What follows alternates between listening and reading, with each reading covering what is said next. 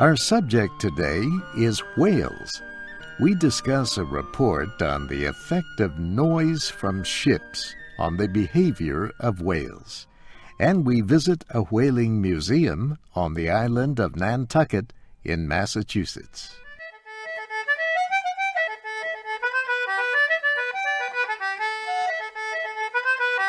Passenger ships, trade ships, and fishing boats are a normal part of life on the open sea. However, all their activity creates a great deal of noise underwater.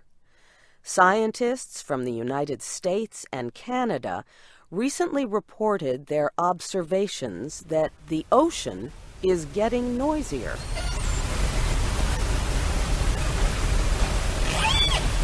That is sound recorded with equipment placed underwater near the busy shipping lanes off Vancouver Island in Canada. Scientists at the University of Victoria have studied the recordings. They say engine noise is continuous during the day and a little less intense at night. Hey, what's this on Facebook? It said, are you getting married? Yeah, didn't you know that? No, why didn't you tell me about it? It says you're getting married next week. Yeah, and I'm bringing her over to Mom's house tomorrow. You'll love Jasmine. Jasmine? Yeah, here's a picture on Facebook. Oh, wow. What do you mean? Dad is not going to be impressed. Why? Well, she's got like a lot of tattoos and a nose ring, and well, I'm sorry, the family's going to be really surprised. Oh, she's so sensitive and caring. Well, what? Have you taken any marriage prep classes? Who needs that anyway? I know all about women. Right, like, what have you had, like 10 girlfriends in the last 6 months? Well, that's different.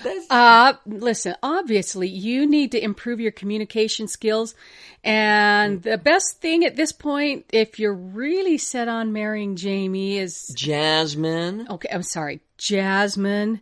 Anyway, you really should take a marriage prep class. What? What are you talking about? I know all about love and romance. Right. What do you Well, mean? look, okay. It's more than that. What do you know about, say, personal finance? Well, I mean, how are you going to manage your money together?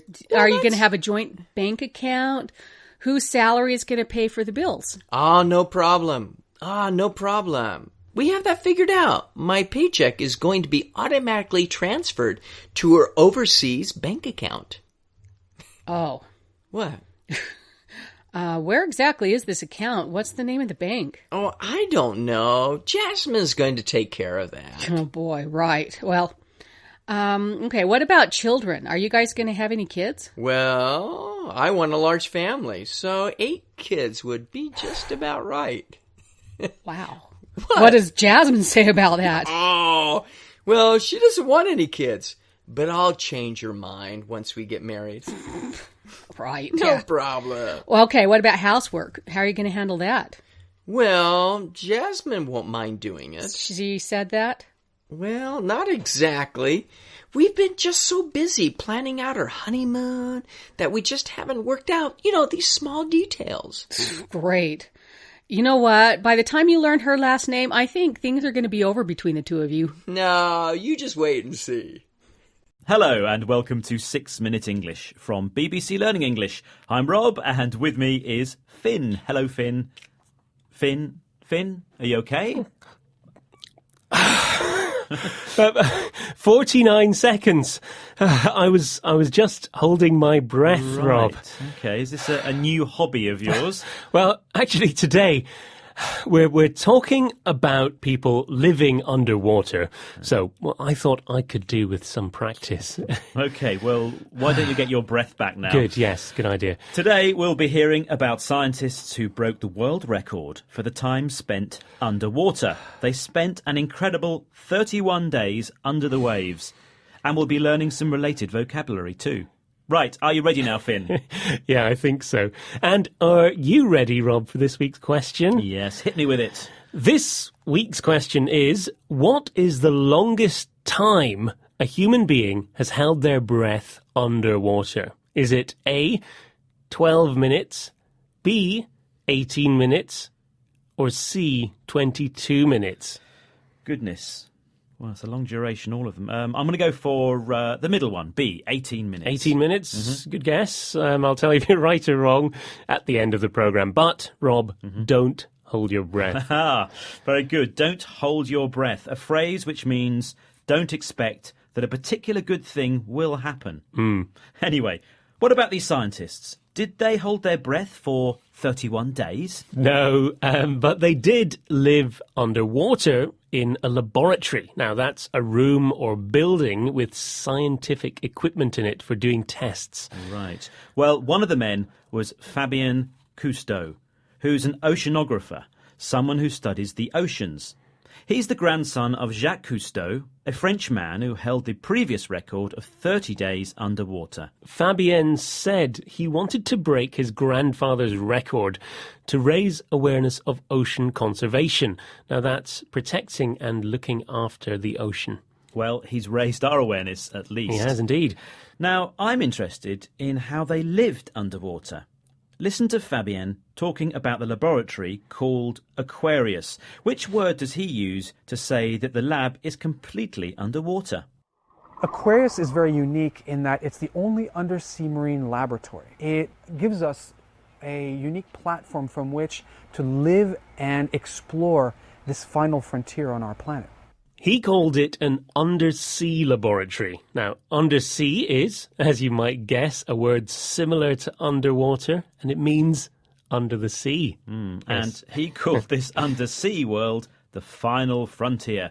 It's an interesting phrase. It comes from the Star Trek television series, which called space the final frontier.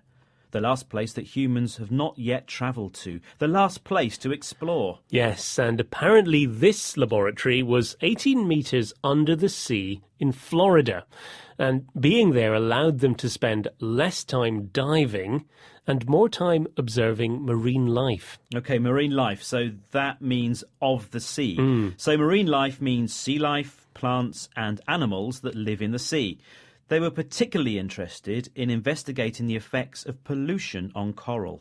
Now, I know they did this to raise awareness of marine conservation, but what I'm really interested in is what life was like for them.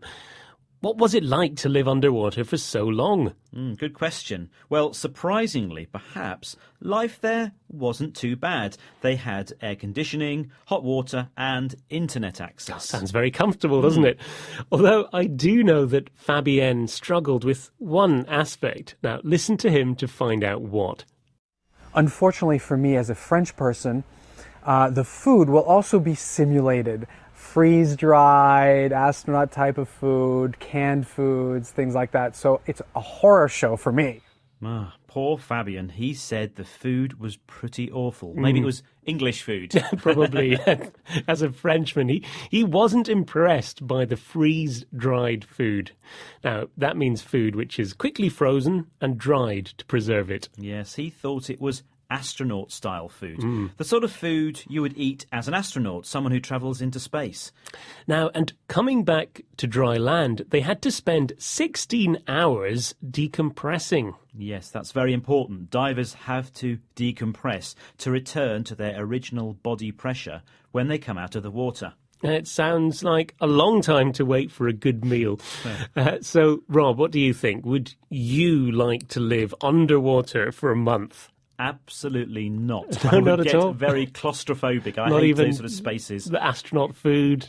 So anyway, let's see if you got this week's question right. I asked you what you thought the world record for holding your breath for underwater was. And I went for 18 minutes. And actually, it was even longer than that. Wow. 22 minutes, 0 seconds.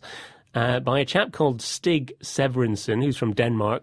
And Stig was allowed to hyperventilate, so to breathe very fast and deeply, using oxygen before the attempt. So I think don't try this at home, anyone. That brings us to the end of today's 6-Minute English. We hope you've enjoyed today's underwater programme. And please join us again soon. Bye. Bye-bye.